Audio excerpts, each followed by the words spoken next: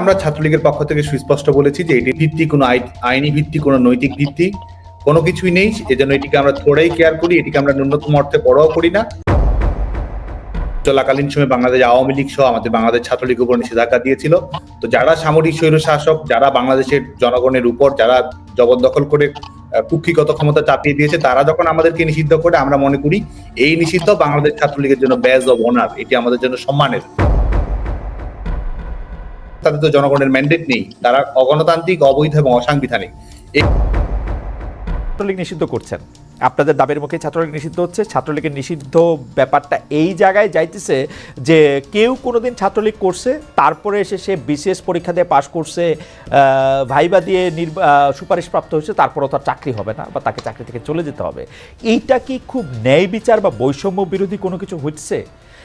আপনি এখন বাংলাদেশে সরকারি চাকরিতে বা পুলিশে যেটা হইতেছে যে কেউ এসে বলতেছে যে আমি বিএনপি করতাম, এই জন্য আওয়ামী লীগ আমাকে 15 বছর পর মানে দেয় নাই, প্রমোশন দেয় নাই, তার বিরুদ্ধে যদি বিভিন্ন রকম ক্রিমিনাল কেসও থাকে, আপনারা তাকে প্রমোশন দিচ্ছেন ওয়ানলি বিকজ আপনাদের সুপারিশে আপনাদের সরকার সেটি করতেছে।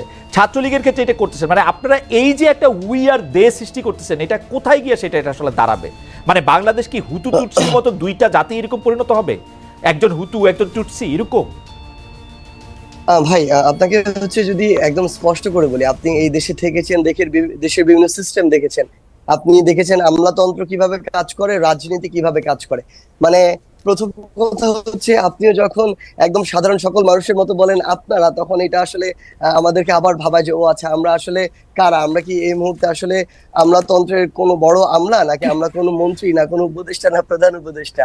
সো এই জায়গা থেকে যদি আপনি এই জায়গা থেকেও বলেন যে আমাদের 3জন প্রতিনিধি সরকারে রয়েছে, সেই জায়গা থেকেও হচ্ছে যে এই সরকারের প্রতিনিধি কিন্তু 20-এর অধিক আসলে সদস্য রয়েছে, সকলে মিলে কাজ করছে প্রথমত। দ্বিতীয়ত আপনি খুব ভালো করেই জানবেন যে এই জায়গাটিতে আসলে একজন উপদেষ্টা যতটা না এই জায়গাটাতে ইনভলভ হয়, এই জায়গার প্রত্যেকটি জিনিস তার স্বচক্ষে দেখে কাজ করার ওই সুযোগটি রয়েছে, আমলাতন্ত্রে যে মানুষগুলো রয়েছে তাদের কাছে স্টেপ বাই স্টেপ এই যে জিনিসগুলো ডিসিশন মেকিং এ তাদের ওই প্রভাবটি বেশি থাকে।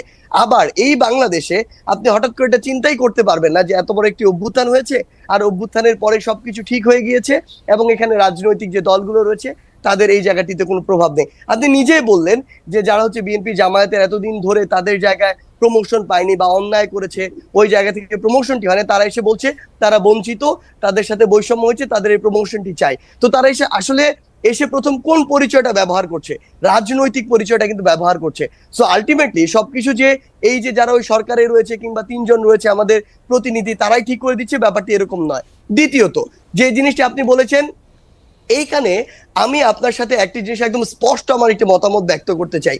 ছাত্রলীগ নিষিদ্ধ হওয়ার পূর্বের কথা যদি বলি, ওই টাইমে পুরো সময়টিতে যে ছাত্রলীগ বিগত 16 বছর ধরে একটা আলাদা রকম তাদের নৈরাজ্য চালিয়েছে, সেই টাইমে আওয়ামী লীগ যখন ক্ষমতায় ছিল, তখন যদি তারা এটি বলতো যে কেউ একজন বিএনপি করে বা জামাত করে বলেই তাকে কোনো একটি পদে, পুলিশের পদে হোক, বিসিএস এর যে কোনো একটি জায়গায় হোক, তাকে নিয়োগ দেওয়া যাবে না, তার গেজেট বের হবে না, প্রকাশিত হবে না, এটি আমার জায়গা থেকে আমি কখনোই সমর্থন করি না। প্রথমে আমরা ছাত্রলীগের পক্ষ থেকে সুস্পষ্ট বলেছি যে এটির কোনো যৌক্তিক ভিত্তি, কোনো আইনি ভিত্তি, কোনো নৈতিক ভিত্তি কোনো কিছুই নেই। এজন্য এটিকে আমরা থোড়াই কেয়ার করি, এটিকে আমরা ন্যূনতম অর্থে পরোয়া করি না।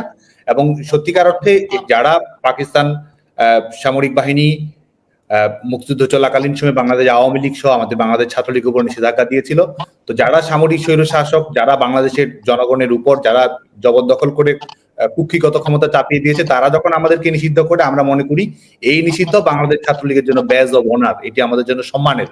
এবং তারা মূলত এটি করেছে, তারা যেটি রিসেট বাটন, যেটি তারা বলেছে যে তারা আমাদের মুক্তিযুদ্ধের অঙ্গীকার, গণতান্ত্রিক অঙ্গীকার সবকিছুকে ধূলিসাৎ করে দিয়ে যেন নতুন করে 24 সালে বাংলাদেশের ইতিহাসে যাত্রা শুরু হচ্ছে, সেটি যে করতে যাচ্ছে, সেই রিসেট বাটন বাস্তবায়ন করার একটি প্রারম্ভিক লক্ষ্য হিসেবে তারা বাংলাদেশ ছাত্রলীগের উপর নিষেধাজ্ঞা জারি করেছে।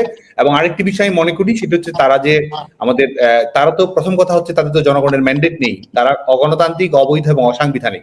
এই অগণতান্ত্রিক শাসন ব্যবস্থার নিরাপত্তা নিশ্চিত করার জন্য তারা বাংলাদেশ ছাত্রলীগের উপর নিষেধাজ্ঞা আরোপ করেছে। এবং আরেকটি বিষয় এই গণহত্যা, এই যে বিষয়গুলো উঠতে বসতে তারা সবসময় বলছে এই যে হত্যাকাণ্ডগুলো ঘটেছে, এবং আমরা যেটি মনে করি একটি হচ্ছে যে এটি ফৌজদারি অপরাধ, একটি আইনানুগ তদন্তের বিষয়, কিন্তু আমরা যেটি মনে করি সেটি হচ্ছে যে এটি সুস্পষ্টভাবে এই হত্যাকাণ্ডগুলোর সঙ্গে যারা সম্পৃক্ত রয়েছে তারাই আজকে ক্ষমতাসীন রয়েছে।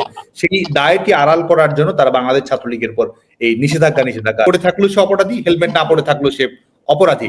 কিন্তু একটি ছাত্র সংগঠন, একটি ছাত্র রাজনীতির সমস্যা বাংলাদেশে রয়েছে। ছাত্র রাজনীতির মধ্যে নানা নেগেটিভ কম্পোনেন্ট প্রবেশ করেছিল। বাংলাদেশ ছাত্রলীগের বাইরে থাকতে অনেক ক্ষেত্রে হয়তো আমরা শিক্ষার্থীদের প্রত্যাশিত যে ছাত্র রাজনীতি সেটির রূপায়ণ হয়তো আমরাও ঘটাতে সবসময় সক্ষম হইনি, সেটি আমি অকপটে স্বীকার করি। কিন্তু তার মানে এই নয় যে একটি ছাত্র সংগঠনকে এই ধরনের বিভিন্ন ধরনের ট্যাগ দেয়া, যেটির মাধ্যমে আমরা মনে করি মূলত যে ছাত্র সংগঠনগুলোর ব্যাপারে বাংলাদেশের ছাত্র সমাজের একটি অলিখিত নিষেধাজ্ঞা ছিল, একটি স্পিরিট ছিল, একটি প্রতিবাদ ছিল, সেটিকে কোনোভাবে দুর্বল করার জন্য আজকে এই ধরনের বিষয়গুলো নিয়ে আসা হয়েছে। এবং বিশেষ করে যুদ্ধাপরাধীদের দায় আড়াল করা, মানবতা বিরোধী অপরাধের দায় আড়াল করা, নিজের সন্ত্রাসী কর্মকাণ্ডের বিষয়ে এক ধরনের সামাজিক নমনীয়তা তৈরি করার জন্যই অপরকে দোষী করে নিজের যে ঐতিহাসিক দায়গুলো রয়েছে সেগুলো আড়াল করার জন্যই এই প্রোপাগান্ডাগুলোর আশ্রয় গ্রহণ করা হয়েছে বলে